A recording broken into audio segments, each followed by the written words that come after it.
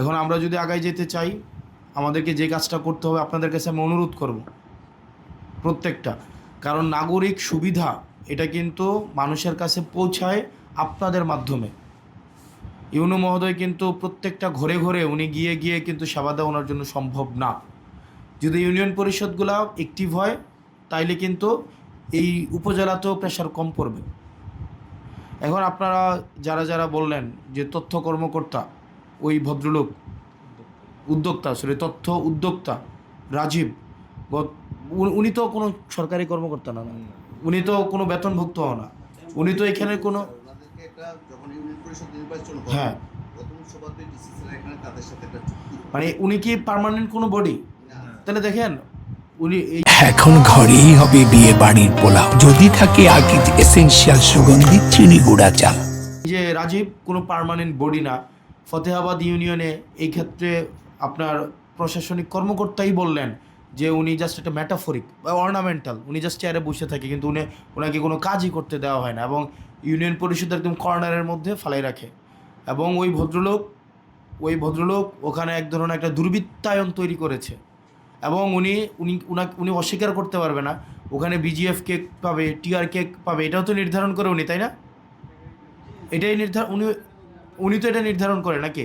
দেখেন, একজন তথ্য উদ্যোক্তা, উনি গভর্নমেন্টের কোনো বডি না, উনি অ্যাকাউন্টেবল কোনো বডি না, উনি প্রশাসনিক কর্মকর্তাকে অ্যাভয়েড করে এই পুরো ফতেহাবাদ ইউনিয়নটাকে এক ধরনের দুর্বৃত্তায়ন করে ফেলেছে।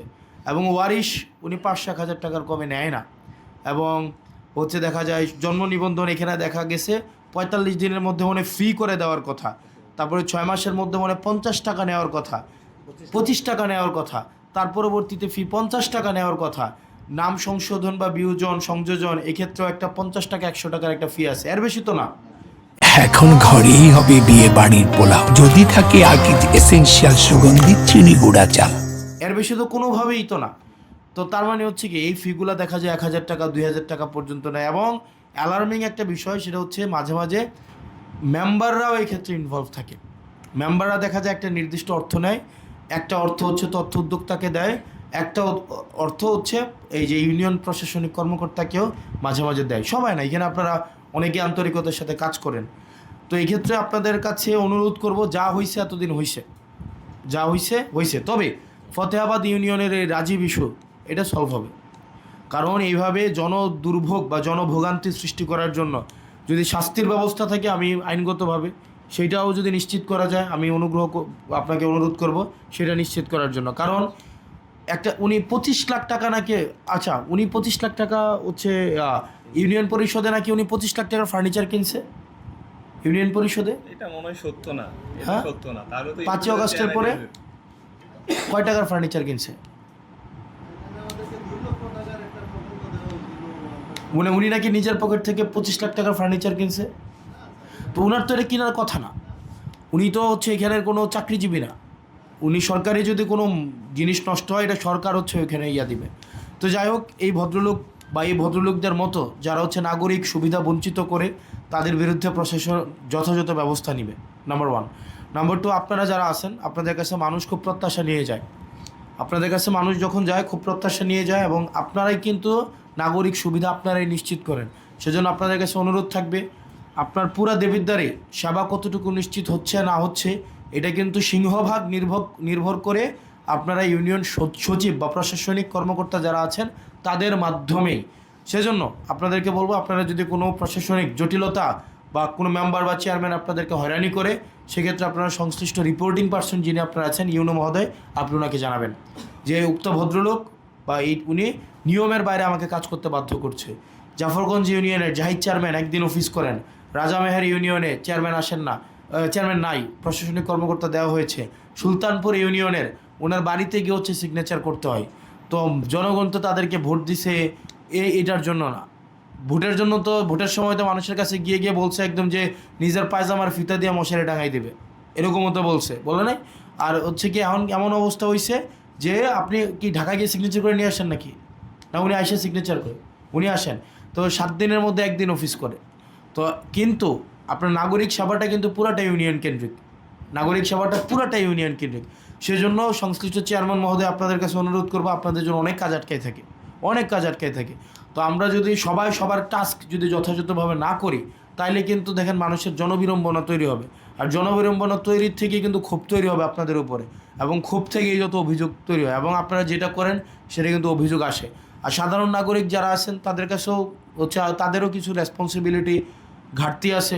যেমন দেখা যায় যে আপনার যেটা ইনু মহোদয় যথাযথভাবে বললেন, দেখা যায় জন্ম নিবন্ধনের বয়স 16, গিয়ে হঠাৎ করে মনে হয় বিদেশে যাবে, এটাকে 22 বানাইতে চায়, 24 বানাইতে চায়। জন্ম নিবন্ধনের বয়স 13, বিয়ের সময় এটাকে 18 বানাইতে চায়। তখন দেখা যায় নিজের প্রয়োজনে হচ্ছে 500 টাকা সচিবের পকেটে গুঁজে দেয়, যে এটা করে দেন, কাজটা বাইর করে দেন। এটা তো এই অভিজ্ঞতা তো আছে নাকি আপনাদের? নাই, অভিজ্ঞতা তো আছে আপনাদের। তো আপনারা যেটাই হয়, আপনারা কোনো ধরনের যে যার পক্ষ থেকে কোনো অন্যায়কে আপনারা প্রশ্রয় দিয়েন না। আর আমি আপনাদেরকে বলি, 15টা ইউনিয়ন আপনারা আপনাদের অফিস আওয়ারে আপনাদের কোনো নাগরিকের সাথে দুর্ব্যবহার করবেন না, কোনো নাগরিকের সাথে দুর্ব্যবহার করবেন না।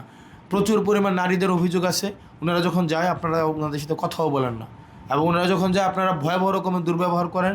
অনুরোধ করব আপনারা দুর্ব্যবহার করবেন না, কারণ সে আপনার কাছে প্রত্যেক দিন যায় না, এবং সেটা বিপদে পড়লেই কিন্তু আপনার কাছে যায়। শুধু কিন্তু আপনার কাছে কেউ যাচ্ছে না, যাচ্ছে ইউনিয়ন পরিষদে যে যায় এটা কিন্তু বিড়ম্বনার মধ্যে দিয়ে যায়। বিদেশে যখন যায় একটা লোক, আর দেবিদ্বারের বেশিরভাগ মানুষ বিদেশে যায় কারা? একদম নিম্ন আয়ের মানুষগুলো যায়, মধ্যপ্রাচ্যে যে মানুষগুলো যায়, তো তারা কিন্তু একটা ক্রাইসিস মোমেন্টে যায়। এবং এই যে হয়রানিটা, এটা যদি ইউনিয়ন পরিষদ থেকে এটা করেন আপনারা, এটা কিন্তু খুব বাজে হয়, এবং এই ক্ষোভটা কিন্তু তার সারাটা জীবন এই ক্ষোভটা থাকে।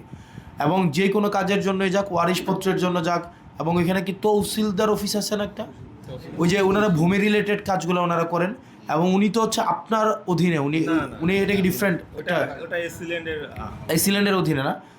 ওইটাও এক ধরনের হচ্ছে বিড়ম্বনার এক ধরনের জায়গা।